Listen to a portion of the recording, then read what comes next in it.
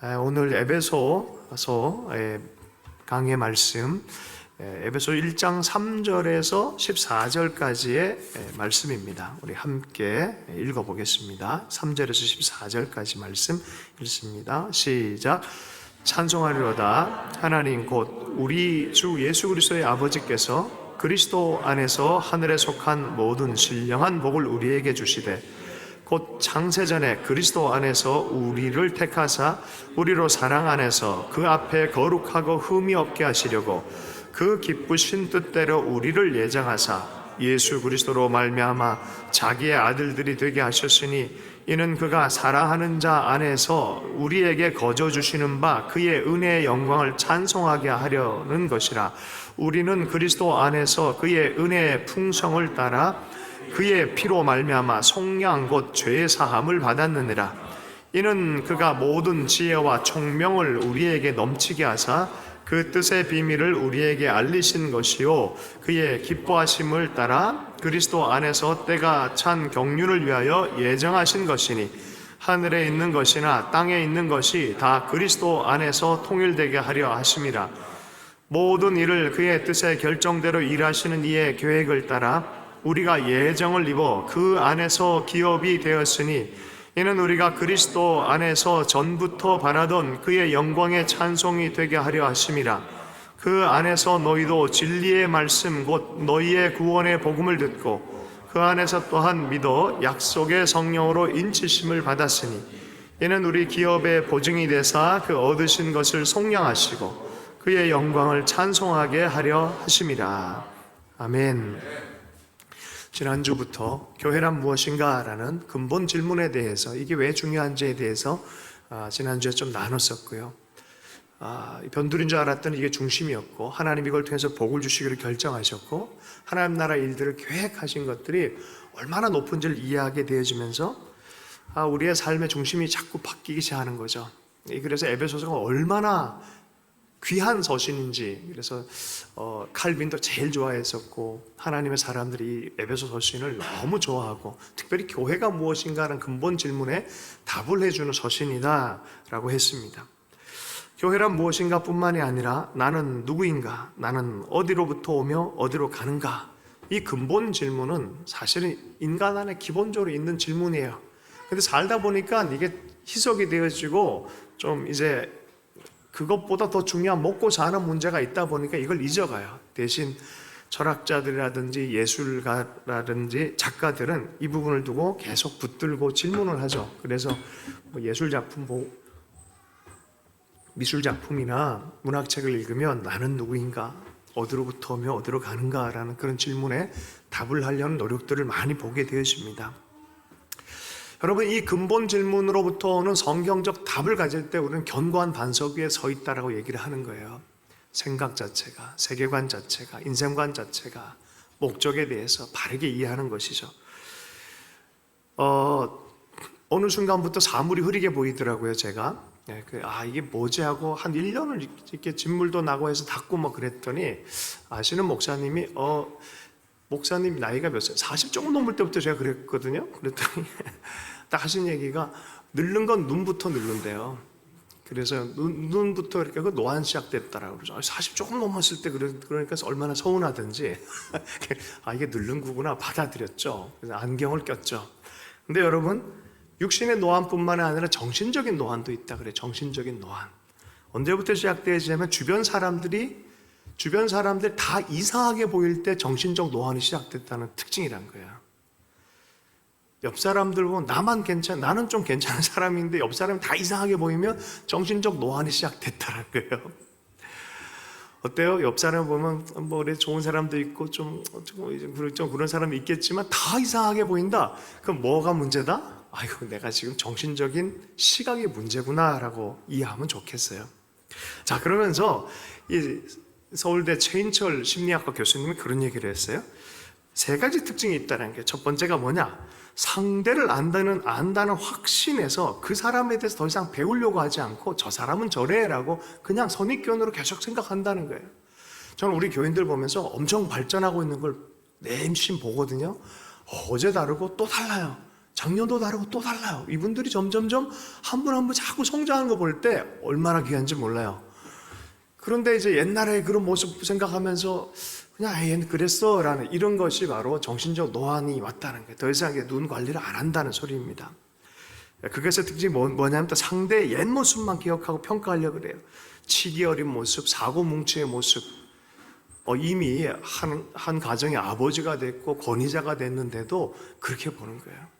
그런 모습으로 하다 보니까 자꾸 사람들을 바르게 못 보고 쟤 좀 이상했다, 변했다, 자꾸 이렇게 얘기한다는 거예요. 또 하나가 나태하고 우울감에 빠졌을 때 이런 일이 생긴다는 거예요. 비전이 생기면은 마음이 뜨거워지고 또 열심히 일할 텐데 어느 순간 나태해지고 마음이 우울해지면 이런 일이 생긴다는 거예요. 이런 걸 묵상할 때 아주 귀한 이 간증을 하나 들었어요. 어떤 아버지가 풀이 팍 죽어 있는 아들과 얘기를 했대. 이 아이들은 공부를 그렇게 잘하는 아들은 아니었다는 거예요. 그런데 뭘 하고는 싶은데 안 되니까 우울하고 나태해지고 풀이 푹 죽어. 대화를 나누는 도중에 야, 너 정말 뭐가 되고 싶냐? 그랬더니 아빠, 저는 의사가 되고 싶어요. 그랬다는 거야, 의사가. 근데 아빠 입장에서는 객관적으로 될 필요도 있지만 또 어떤 땐 주관적으로 좀 품어줘야 되잖아요. 객관은 뭐냐면 이거야. 네가 안 되는 거죠. 이거는 사실은 성적도 안 되고. 근데 이 아버지가 굉장했어요. 아버지가 다 품어주고 그래 그렇구나. 그리고 너 열심히 한번 해봐라. 격려를 해줬다는 거예요. 그리고 나서 며칠 지나서 의사 가운을 딱 가지고 와서 고등학생 자기 아들한테 다 입혀주면서 박씨라 그러면 닥터박 이렇게 딱 써놔서 부를 때마다 닥터박 이렇게 불러줬다는 거죠. 근데 애가 갑자기 공부를 잘하더래요. 막 열심히 하다가 좀 좌절하기도 했는데 계속 그렇게 해주니까 결국에는 이 아이가 지금은 정말 장로님의 아들이 지금은 의사가 됐대요, 실제로.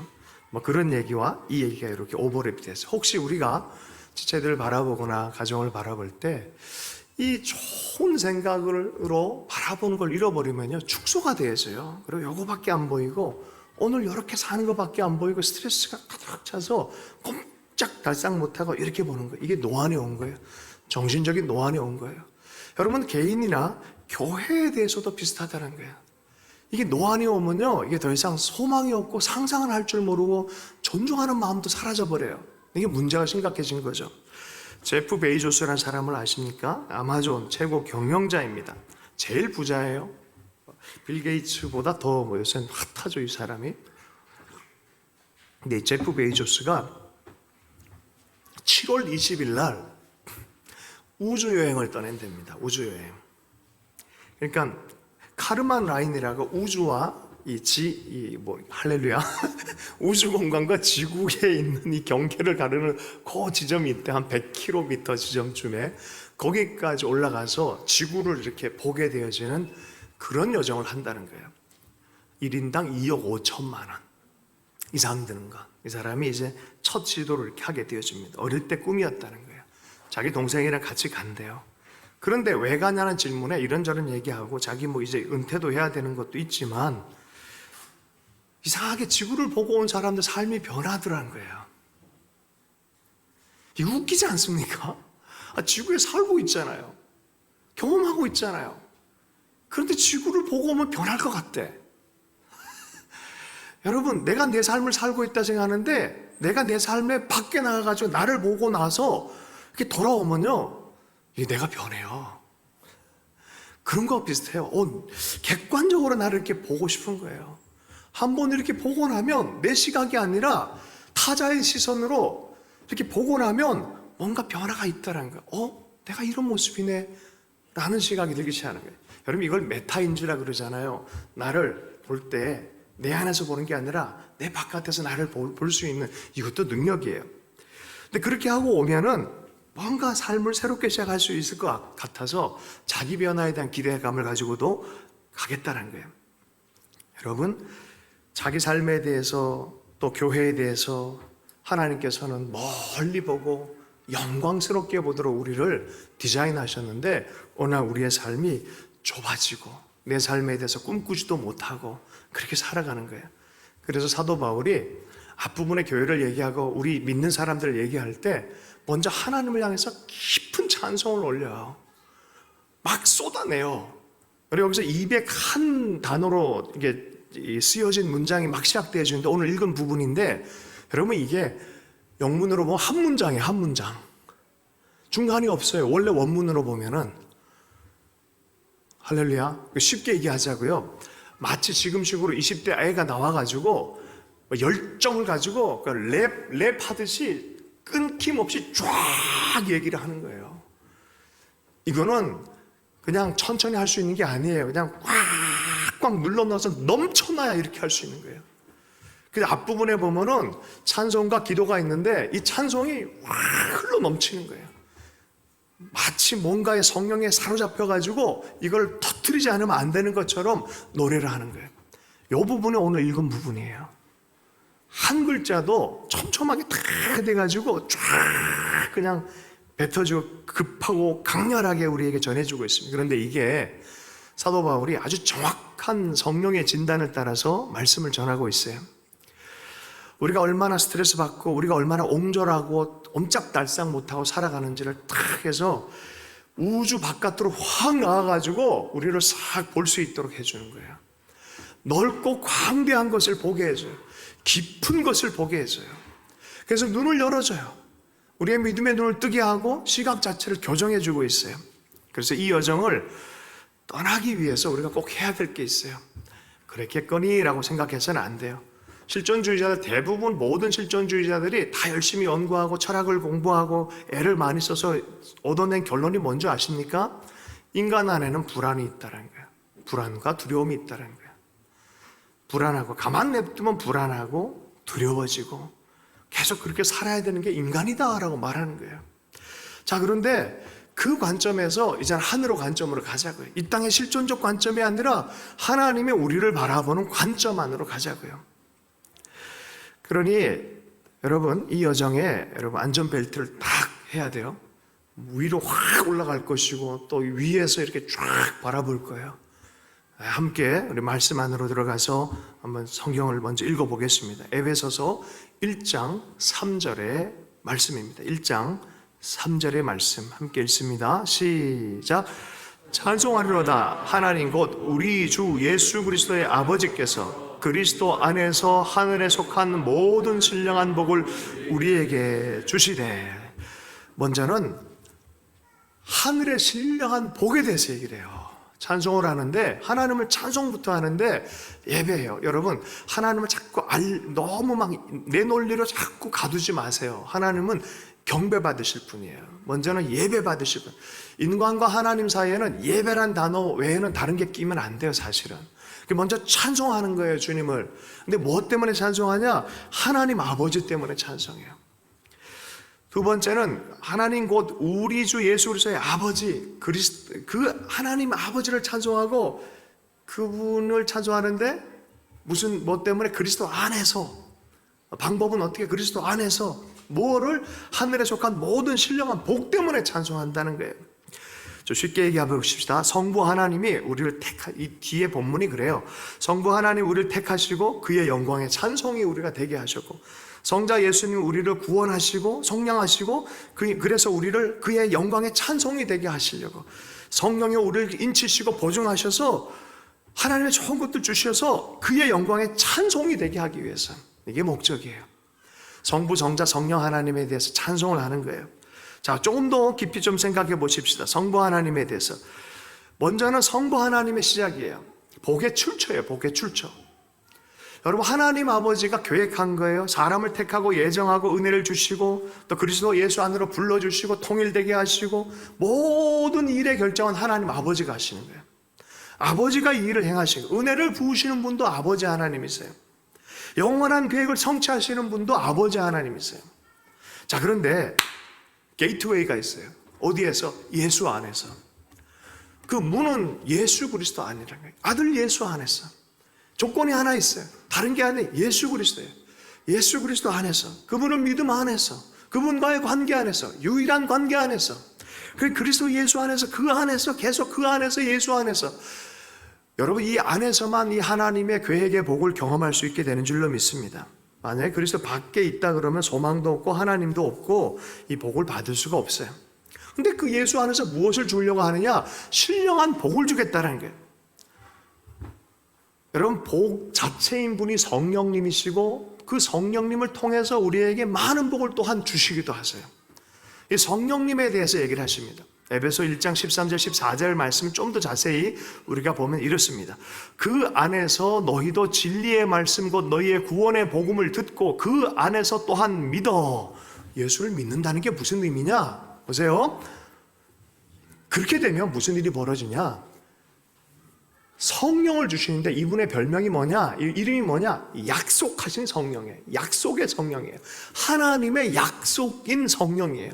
하나님이 성령을 보내주겠다 그랬어요. 그래서 하나님의 약속인 성령이에요.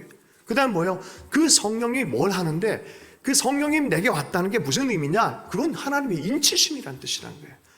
인이 뭐예요? 도장이에요. 도장은 언제 찍습니까? 이 가축 이게 할 때 보면 뒤에 도장이 찍혀 있죠. 뭐예요? 이건 내 거. 이마에 성령으로 우리를 하나님의 소유로 인치신다는 거예요.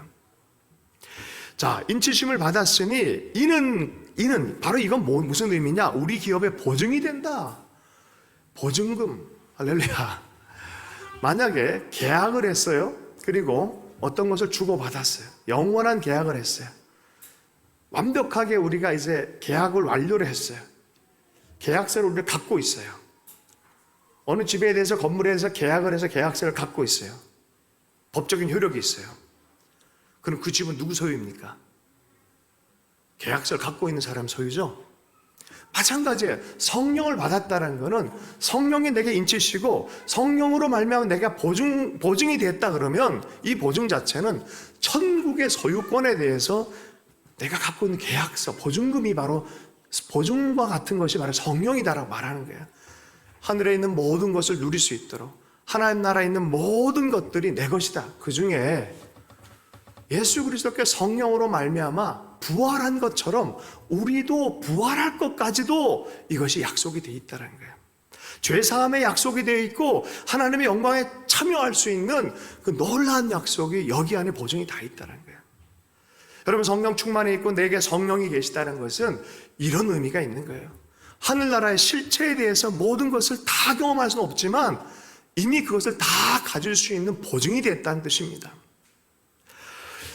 그러니 하늘의 신령한 모든 것, 삼위일체 하나님이 이렇게 우리에게 하셔서 우리로 하여금 영광의 찬송이 되게 하려는 것이 바로 하나님의 계획이다라고 말하는 거예요.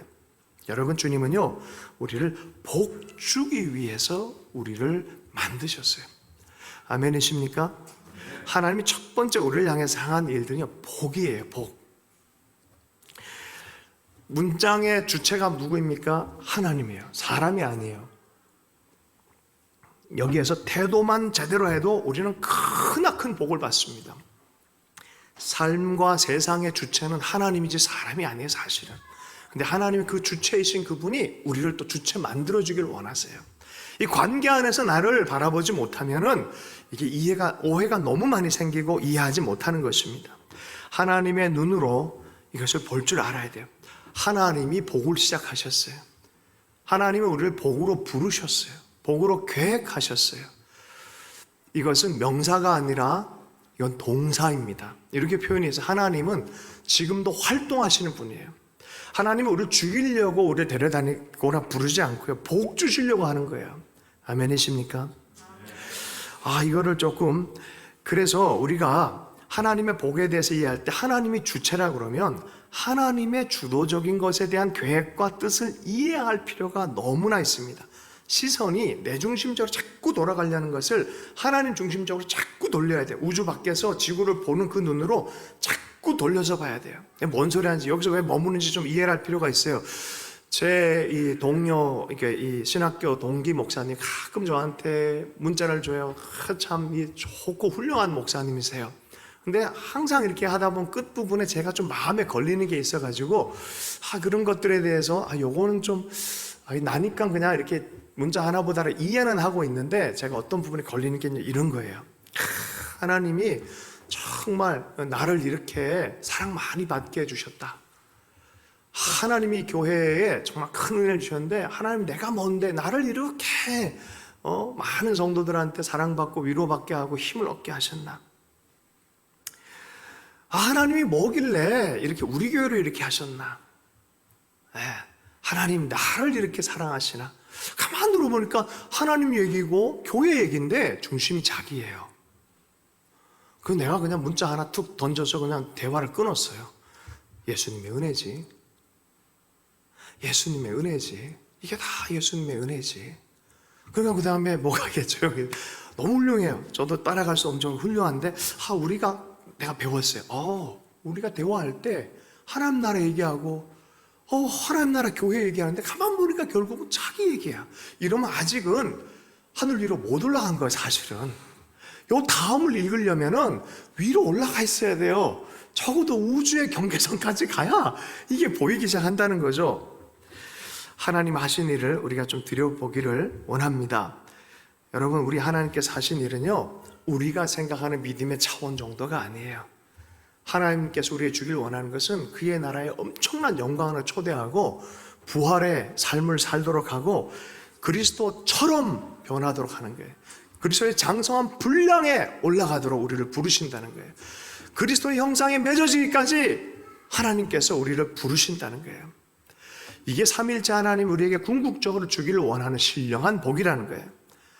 여러분, 이 복은 아브라함이 복을 받았고 아담도 복을 받았어요. 이 복에 대해서 계속 흘러와요. 흘러와서 계속 복을 줘요. 어른들이 기도할 때도 복을 빌고, 또 서양에서는 재채기라도 복을 빌고, 아이들이 식기도 할 때도 복을 빌고, 다 복이에요. 이 복의 첫 시작은 누가 하셨을까요? 하나님이 복을 선포하시니까 복이 시작된 거예요. 사실 이 역사 전체를 보면 하나님 복 받기를 원해요. 우리에게 진짜 복을 받기를 원해요. 자, 근데 그 복의 구체적 방식이 뭐였냐? 4절부터 시작됩니다. 함께 보도록 하겠습니다. 1장 4절부터 6절까지의 말씀을 한번 읽어보겠습니다. 시작! 곧 창세전에 그리스도 안에서 우리를 택하사 우리로 사랑 안에서 그 앞에 거룩하고 흠이 없게 하시려고 그 기쁘신 뜻대로 우리를 예정하사 예수 그리스도로 말미암아 자기의 아들들이 되게 하셨으니 이는 그가 사랑하는 자 안에서 우리에게 거저 주시는 바 그의 은혜의 영광을 찬송하게 하려 하는 것이라. 뭐예요? 창세전에 그리스도 안에서 우리를 어떻게 해요? 택하사. 첫 번째 단어 등장해서 그 복 주신 게 뭔데라고 물어보면 우리를 택했다라는 거예요. 선택했다라는 거예요. 여러분, 이 선택의 교리는 인간의 이성적 추측으로 다 할 수 없어요. 하나님의 계시예요.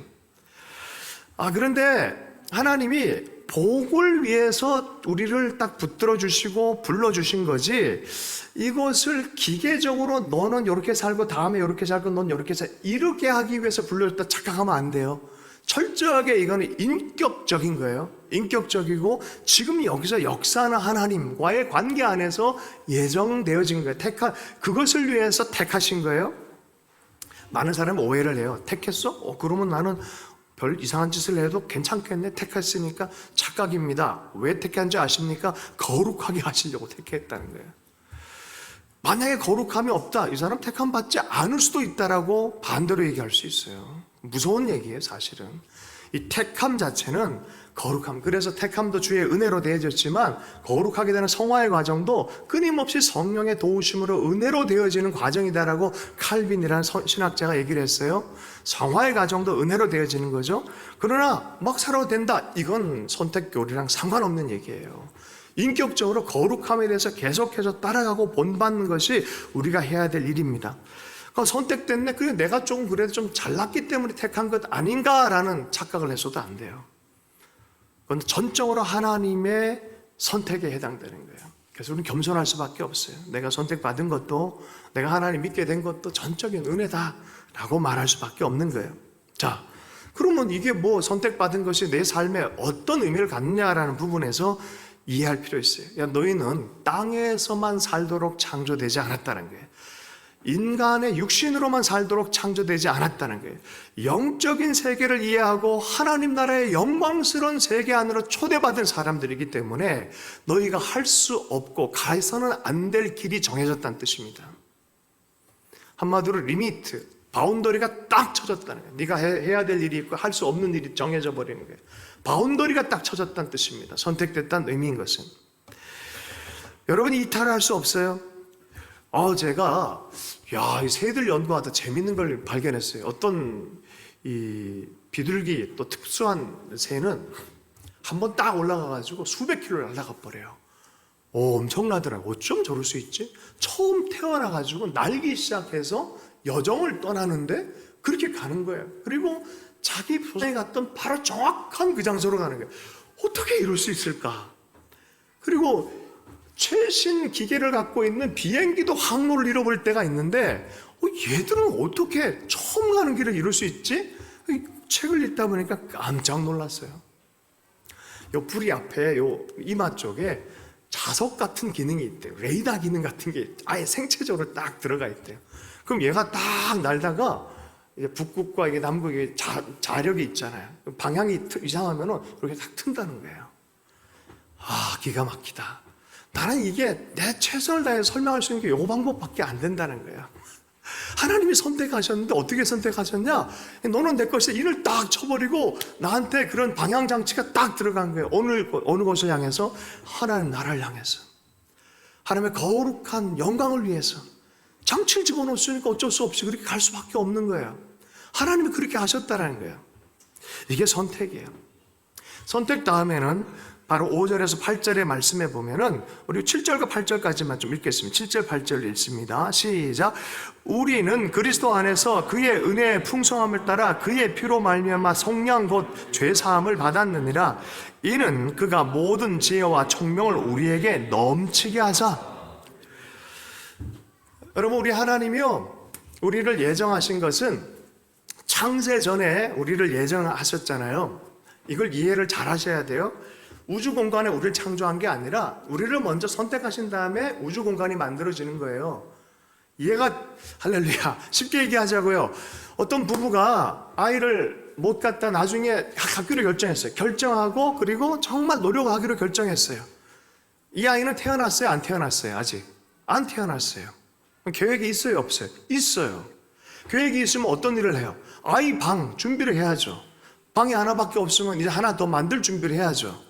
그것처럼 하나님이 그리스도 예수 안에서 시간의 개념이 아니라 영원한 세계 안에 계신 우리 하나님께서 그걸 초월하는, 인간의 지성으로 영원의 세계를 다 담을 수 없어요. 담으려 노력하지, 너무 애쓰지 마세요. 이 영원한 시간, 영원한 세계 안에서 우리를 예수 그리스도 안에서 예정하셨다는 거예요.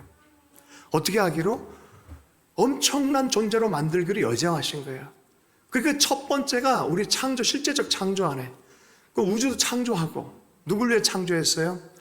하나님의 영광을 위해서 사람을 창조하시고. 할렐루야. 그런 거죠. 그 마음으로 창조가 되어졌는데 첫 번째는 주님 택하셨다는 거예요. 그래서 택하심이 먼저 있고, 두 번째 뭡니까? 이 택하심이란 건 도대체 뭘 왜 택하셨으면 했을 때 그리스도 예수 안에 속죄를 받아서 하나님의 아들이 되도록 하나님의 자녀가 되는 택하심이 여기 있다. 이걸 입양이라 그래요. 입양. 주님의 자녀가 되도록 입양을 하신 거죠. 죄사함을 받을 뿐만이 아니라 특권적인 지위 안으로 들어오도록 예정하셨다는 거예요. 이게 입양하셨다는 거예요. 여러분, 하나님의 아들이 되어지고 자녀가 된다는 소리는 이제는 하나님 아버지의 성품을 닮아서 살기로 결정하는 것을 벗어날 수가 없어요. 놀라시는 분 있습니까? 하나님을 닮아가기로 결정되어진 거예요. 운명적으로 그렇게 되어진 거예요. 하나님은 우리의 유익을 위하여 그의 거룩하심에 참여하게 하시느니라. 이렇게 예정을 하셨다는 거예요. 그렇게 아들로 불러주셨다는 거예요. 과정 자체는 믿음의 과정, 또 칭의의 과정처럼 보이지만 우리 입장에서는 이게 하나님의 그 넘어서는 초월적인 계획들이 있다는 거예요. 인간으로서 이렇게 이 정도밖에 설명이 안 돼요. 설명이 안 되지만 사실이에요. 이게 계시라고 하는 거예요. 에베소 5장 1절 말씀에 그러므로 사랑받는 자녀같이 너희는 하나님을 본받는 자가 되고, 존 스토트라는 목사님께서 이렇게 얘기를 하셨어요. 우리가 아버지 하나님을 닮아가고 가족끼리 닮아갈 의무를 받아들이지 않은 채 하나님과 자녀로서 관계를 누리는 것은 생각할 수 없다. 예수 믿고 하나님의 자녀가 됐다라고 하는데 하나님을 닮아가지 않아, 그 관계 안에 살아가지 않아, 아닐 가능성이 있습니다. 잘라서 얘기하지 못하지만 아닐 가능성이 있습니다. 왜냐하면 그 관계 안에 살아가도록, 그 관계 안에 자라나고 그리스도까지 자라나도록 하는 것이 하나님의 선택의 목적이기 때문에 그렇습니다. 그래서 이런 말이 있어요. 그리스도의 하나님의 아들로 입양되면 얻는 것도 있지만 잃는 것도 있다. 얻는 것도 있지만 잃는 것도 있다. 내가 특권층이 됨과 동시에 나에겐 책임이 주어지기 시작하는 거예요. 책임이 주어지기 시작하는 거예요. 책임감 있게 살아라는 거예요. 책임 있게 살아. 그렇게 함부로 살면 안 돼 라고 말하는 게 뭐예요? 답게 살아라. 제가 한번 초등학교 1학년 때 숙제를 이렇게 해갖고 갔는데 늦어가지고 못했죠. 저는 공부를 워낙에 안 했던 사람이다 보니까 아침에 일어나서 대충 숙제를 하다 보니까 뒷페이지 마무리만 쫙 했어요. 그리고 대충 마지막 페이지만 보여주고 도장을 찍어주니까 마지막 페이지 딱 해가지고 딱 가져갔어요. 아니 그날따라 친척이 따님이 같은 반 우리 자매 여학생의 부모님이 오셨는데 친척이에요. 그때 왔는데 빨리 그냥 하면 될 때 얘 때문에 선생님이 얘기를 한참 하는 거네. 얘기를 하다 보니까 넘기지 말아야 될 페이지를 넘겨버리신 거야. 앞으로 딱 했는데 백지잖아. 이놈의 자식을 딱 잡고 딱딱 우린 옛날엔 그랬었어요. 지금은 그러면 큰일 나잖아요. 이걸 딱 잡고 딱 때리는데 한마디가 제 평생을 딱 꽂혔어요. 너희 아버지가 어떤 분인데 네 아버지 자식답게 살아야지. 딱! 야, 이 말씀이에요, 이 말씀. 하나님 아버지, 그 자녀라면 답게 살아야 된다는 거예요. 이 특권에서 누리려면은, 관계의 특권을 누리려면은 할 수 없는 게 있다는 거예요. 해서는 안 된 일이 있다는 거예요. 그래서 하나님 자녀로 입양되면 얻는 것도 있지만 잃는 것도 있다는 거예요. 밖에 나돌아다니는 개, 길거리의 개를 입양을 했는데 얘가 자꾸 똥을 먹어. 그리고 계속 와서 사람 물어. 그럼 어떻게 해요, 이거를? 답지가 않잖아요. 이게 제대로 된 게 아니란 말이죠. 어쩔 수 없단 말이죠. 여러분, 그래서 같이 입양됐다면 그거에 맞추어서 하나님의 문화에 맞춰서 우리는 계속해서 성장하기를 결정해야 돼요. 포기하지 않고 가는 사람들에게는 계속해서 성장이 있을 거다. 성령의 도움이 있을 것이라는 게 성경의 약속입니다. 9절에서 10절까지 말씀을 보겠습니다. 에베소 1장 9절에서 10절에 말씀을 읽겠습니다. 시작. 그 뜻의 비밀을 우리에게 알리신 것이요 그의 기뻐하심을 따라 그리스도 안에서 때가 찬 경륜을 위하여 예정하신 것이니 하늘에 있는 것이나 땅에 있는 것이 다 그리스도 안에서 통일되게 하려 하심이라. 과거에 주님이 택하시고 나로 하여금 지금은 아들로 입양되게 하셔 그렇게 살게 하시고 미래에는 그리스도 안에서 완전하게 통일되게 하려는 거예요. 우리의 소원은 뭐예요? 우리의 소원은 통일. 하나님의 소원은 그리스도 안에서의 통일. 그리스도 안에서 통일. 여러분 남녀가 결혼하면은 아내와 남편이 한 몸이라 그러잖아요. 그럼 참 쌍둥이로 사는 겁니까? 그런 뜻이 아니잖아요. 의미예요. 관계예요. 관계의 의미를 얘기하는 거예요. 그럼 그리스도와 통일된다는 의미가 뭐예요? 그분이 머리처럼 너희들이 행동할 줄 알아야 된다. 그 그리스도의 머리로 인정하는 그 관계의 의미 안에서 너희가 몸이 되는 거다. 서로가 서로를 섬겨주면서 그리스도의 몸처럼 주님께서 하셨던 것처럼 너희들도 그렇게 해라. 그리스도의 생각이 그러하다면 너희가 손과 발이 돼서 그리스도처럼 살아가라 라고 하는 거예요.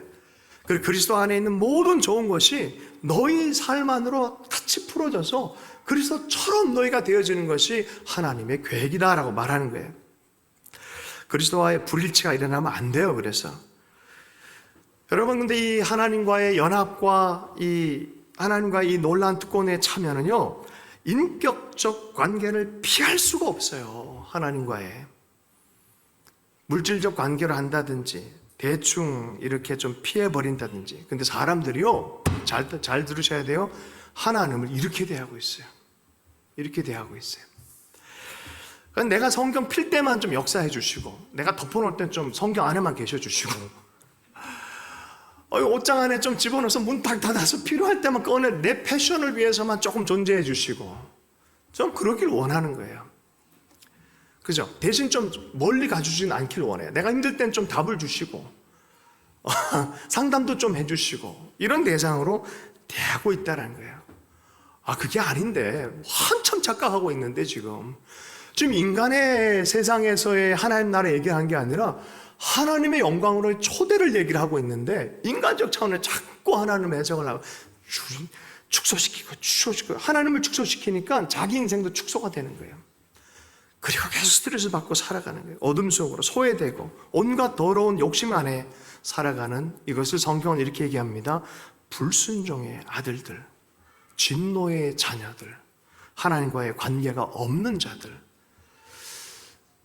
우리가 신앙생활을 계속 왔다 갔다 하면은, 혹은 하나님께 온전히 이렇게 순복해 그의 뜻을 따라 자라나지 않으면 우리는 이렇게 될 수밖에 없어요. 잘 가다가 뒤로 서버리면은 하나님과 관계가 사라질 수 있어요. 여러분, 그래서 우리 운명론을 예정론은 운명론 착각하면 안 돼요.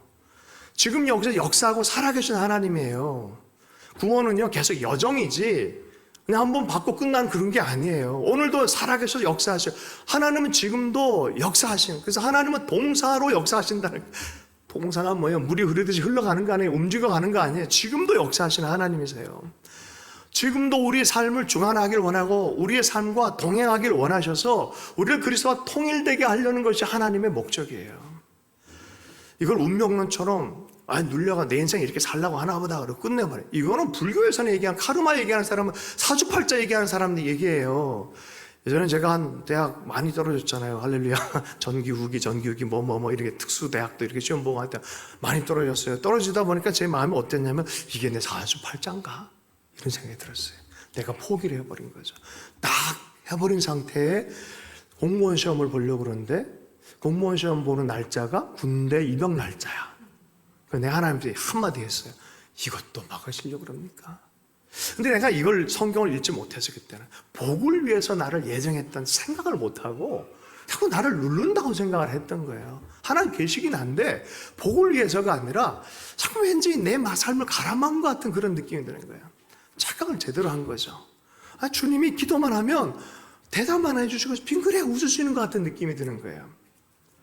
그리고 한 몇 개월 지나 한 1년이 딱 변했을 때 세상이 다 변화가 되고 내 삶도 변해. 하나님의 계획이 확 일어나고 예전에 말씀하신 그대로를 인도하는 것을 보고 와, 하나님 살아계신 분이시네요. 예전에도 알았지만 지금도 압니다. 하나님. 이런 노래를 하게 되더라고요. 옆 사람에게 하나님이 지금 여기서 살아계신 분이십니다. 지금 여기서 살아계신 분이십니다. 지금 여기서 역사하는 일이 뭡니까? 그리스도 안에서 통일되게 하는 거예요. 주님께서 다시 오시는 그날에 모든 만물이 주님 안에 통일되게 될 거예요. 로마서 1장에서는 사도 바울이 그렇게 얘기합니다. 만물마저도 그 탄식하면서 그때를 기다리고 있다라고 말합니다. 전 우주적인 온 만물과 하나님의 사람들, 모든 사람을 향해서 예수님께서 팔을 벌리고 있어요. 누구든지 여기로 와라. 거부하는 건 인생들이지 하나님이 아니세요. 열어놓고. 근데 참 신기해요. 예정론 이거 제가 어렵잖아요. 그런데 아주 귀한 복음주의권의 신학자 그런 얘기를 했어요. 처음에는 문을 열고 딱 들어갔는데 들어가서 보니까 안에서 열어줬더라. 그래서 믿음 안에 뒤돌아보니까 하나님이셨구나. 그래서 믿음 안에 들어온 사람만 이걸 이해하는 거예요. 믿음에 밖에 있을 때 이게 이해가 안 되는 거예요. 자, 근데 하나님 왜 그렇게 택하고 양자 삼으시 역사를 하시느냐? 엄청난 역사. 온 세계와 온 나라를 향한, 온 인류를 향한 하나님의 계획이 있다는 거예요. 여러분, 인류의 역사나 인간의 역사는 목적 없이 헤매도록 하나님 창조한 게 아니에요. 뜻이 있고 목적이 있습니다. 사도 바울이 이 서신서 쓸 때 바로 가택연금 상태에서 썼다는 걸 이해할 필요가 있어요. 자기 몸이 부자연스러울 때. 여러분, 몸에 피곤해져 봐요. 다 부정적으로 보이죠. 그렇지 않겠어요? 막 미래가 없어 보여요. 붙잡혀서 당장 죽을 수도 있는데 여러분, 이런 글을 쓸 수 있겠어요? 사람 힘으로는 안 되죠. 성령의 감동으로 영광스러움 실제화하고 본 사람들만 쓸 수 있는 거죠. 사도 바울은 삼층천을 다녀온 사람이에요. 하나님의 실체를 만났던 분이에요. 그리고 자기의 삶이 가택연금으로 통해서 자기의 인생을 해석하는 게 아니라 지금도 살아서 역사하는 성령 안에서 삼위일체 하나님의 관계 안에서 자기의 삶을 해석하는 사람이었어요. 눌리지가 않아요.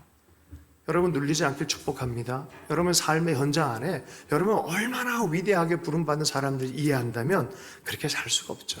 요새 유행하는 단어 있잖아요. 가슴이 웅장해지더라. 할렐루야. 영광스러운 본 사람들은 그냥 살 수가 없죠. 그냥 살 수가 없어요. 에베소 1장 11절 14절의 말씀 마지막으로 읽어보겠습니다.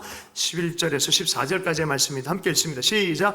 모든 일을 그의 뜻의 결정대로 일하시는 이의 계획을 따라 우리가 예정을 입어 그 안에서 기업이 되었으니 이는 우리가 그리스도 안에서 전부터 바라던 그의 영광의 찬송이 되게 하려 하심이라.